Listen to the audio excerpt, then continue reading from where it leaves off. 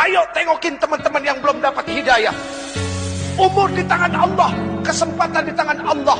Jibril alaihissalam turun kepada Rasul mengabarkan, barang siapa dari umatmu dia melakukan dosa, melakukan keburukan seumur hidupnya, 1 tahun, 1 bulan, 1 minggu, 1 hari, bahkan ketika ruhnya yagargir, malam yagargir, gara-gara berbulak-balik di tenggorokan, dia nggak bisa berkata apapun kepada Allah, tapi matanya menatap memohon kepada Allah, hatinya bersungguh-sungguh kepada Allah, minta ampun kepada Allah. Allah subhanahu wa ta'ala akan memberikan ampunan kepada mereka. Itu maha luasnya ampunan Allah. Tapi sayang 1000 sayang, Allah nggak pernah bosan ngampunin hambanya. Cuma hambanya yang kadang-kadang bosan minta ampun kepada Allah. Ada orang tua yang berkata, "Dan Jeffrey, kalau punya mobil, taruh di garasi, jangan taruh di hati." Ya iyalah, masa taruh di hati, nggak muat kali. Ternyata ungkapan itu adalah lebih kepada kecintaan terhadap benda tidak masuk ke dalam hati. Suami taruh di tempatnya, jangan taruh di hati. Istri taruh di tempatnya, jangan taruh di hati. Anak-anak, harta benda dan jabatan, taruh di tempatnya, jangan taruh di hati. Kalaupun mereka harus ada di hati, biarkan ada di kulit luar hati. Karena di dalam hati hanya Allah, Allah, Allahu Akbar. Allah, tidak ada yang lain. Jangan biarkan Allah menjadi cemburu karena itu semua. Karena Allah Maha Pencemburu. Jangankan Allah, istrimu pun, suamimu pun akan cemburu manakala engkau memiliki sesuatu yang lain di dalam hatimu. Bagaimana dengan Allah? Maka Hasbi Rabbi Jallallah, ma fi qalbi illallah. Hasbi Rabbi Jallallah, ma fi qalbi illallah. Ala al-hadi sallallah, la ilaha illallah. Ala al-hadi sallallahu, la ilaha illallah. Allah, Allah, Allahu Allah, Allahu Akbar, Allahu Akbar, Allahu Akbar, Allahu Akbar, Allah, Allah, Allah, Allah, Allah, Allah, Allah, Allah, Allahu Akbar.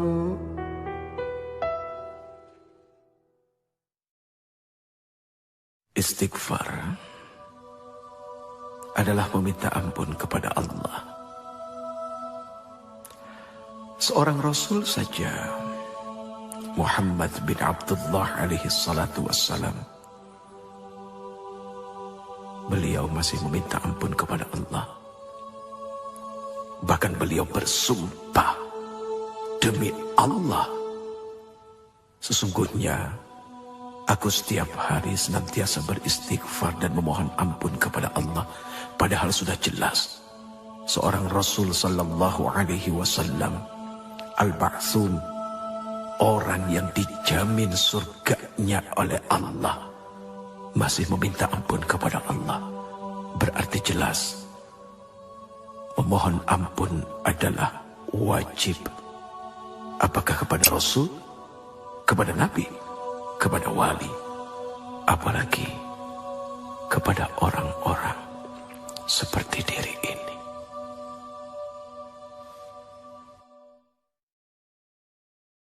Ada kejadian cukup lumayan lucu, tapi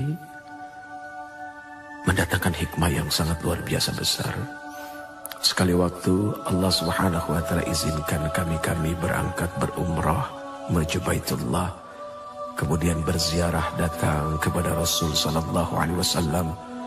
Begitu sampai di dalam masjid, tiba-tiba diri ini tanpa sengaja melihat seorang laki-laki, orang Indonesia yang bekerja menjadi apa ya istilahnya, marbot kali ya. Persisnya adalah orang yang suka membersihkan masjid. Kemudian terjadi obrolan, Assalamualaikum, Waalaikumsalam. Uce, apa kabar?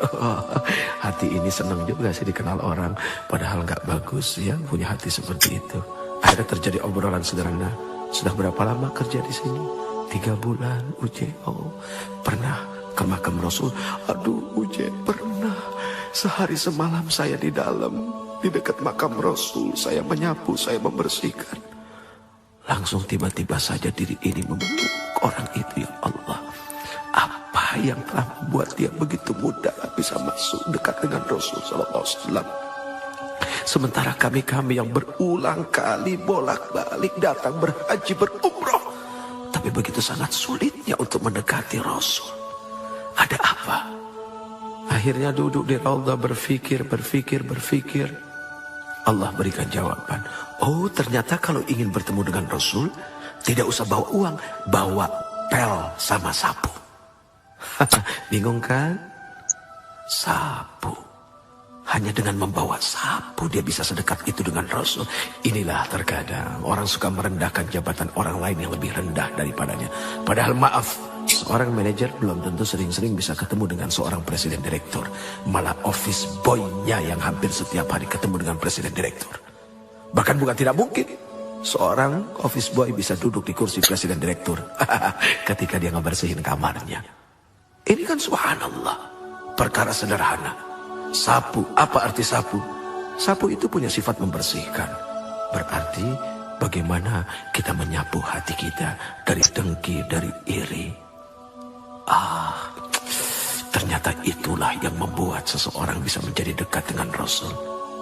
Hanya orang-orang yang hilang dengki dan tidak punya iri, dan senantiasa bersyukur dengan apa yang Allah berikan, kemudian bermujahadah, senantiasa istiqamah dalam ampunan, taubat dan nasuha kepada Allah,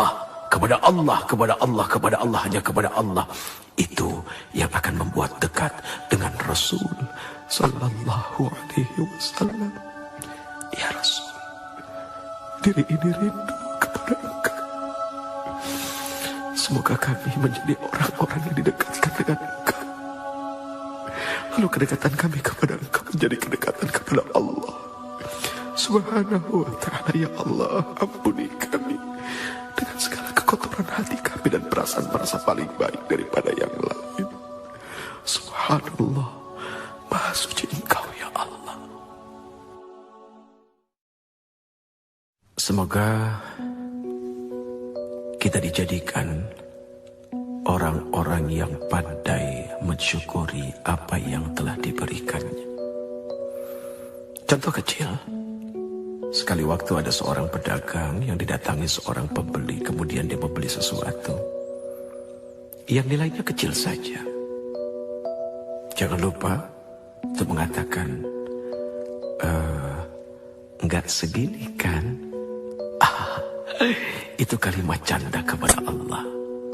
Daripada harus dikeluarkan satu kalimat, masa segini? Itu tanda dari tidak bersyukur dengan apa yang telah diberikan.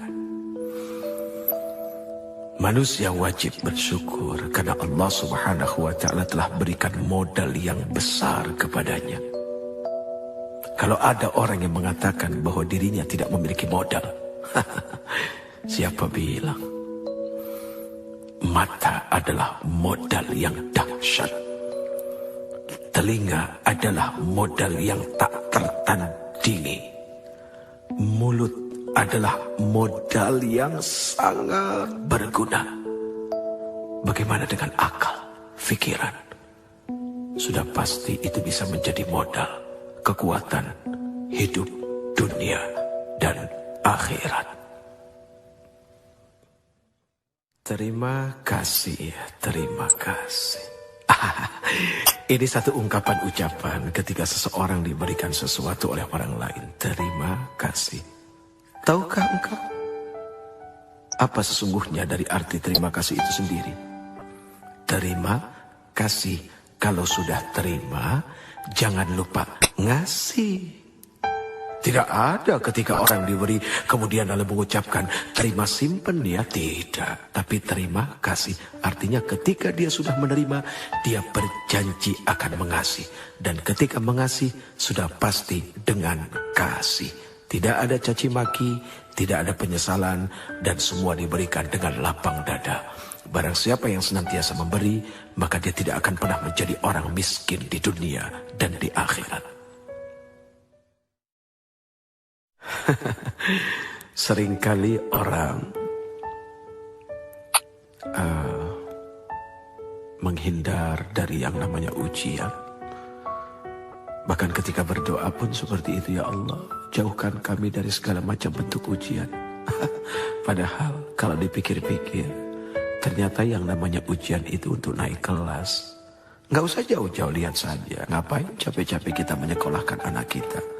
Dari TK, kemudian SD, SMP, SMA, sampai ke university. Dari TK ke SD, apakah tidak ada ujian? Kan pasti pakai ujian. Kemudian dari SD sampai ke SMP, apakah tidak pakai ujian? Kan pakai ujian. Kemudian dari SMP ke SMA, SMA ke kuliah. Harusnya curiga kalau seandainya hidup tidak diuji. Lihat saja, misalnya ada seorang mahasiswa kuliah 6 semester, tapi nggak pernah ada ujian. Kan aneh. Makin berat ujian, berarti makin dahsyat juga gelar yang akan diberikan. Tapi ujian, kok nggak selesai ujiannya? Ya tanya ke Allah dulu, ngambil berapa SKS, kan begitu. Sederhana, selama kita berada dalam ruang ujian, 15 pertanyaan kita diberikan. Kita cuma jawab 7, jangan harap bisa keluar dari ruang ujian. Ya jawab, selesaikan. Persoalan apa jawaban itu benar atau tidak, serahkan kepada Allah, yang penting sudah berusaha untuk menjawab. Dunia ini seperti kampus, tempat orang berdebat, tapi pada akhirnya berujung pada satu ruangan, yaitu ruangan ujian.